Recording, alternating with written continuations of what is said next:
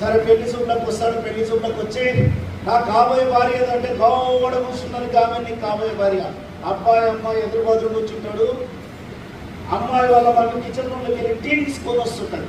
Tea తీసుకొని వచ్చి నా కాబోయే అల్లుడు అంటే గాడు కడుతుడు గాయత్రి కాబోయే అంటే కళ్ళు తిరిగి కింద పడిపోతుంది. ఆయన చూడాలి వాటర్ వేసి లేపుతారు. ఏమైంది మేడం, ఎట్లయింది మేడం అంటే, ఈ ప్రపంచంలో ఎవరికైనా నా బిడ్డని ఇస్తా కానీ ఇంటికి మాత్రం నేను పిల్లనియ్యా.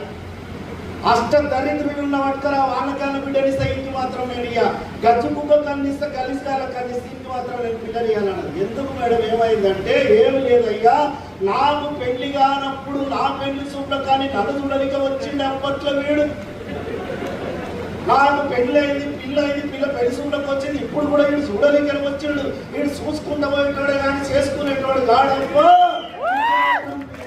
మారదంట. ఏడిఎంఎస్ అంటే అనుమానంతో స్టార్ట్ అవుతుంది, అవమానానికి గురవుతుంది, సన్మానంతో స్వాగతం పలుకుతుంది. అదే ఏడిఎంఎస్.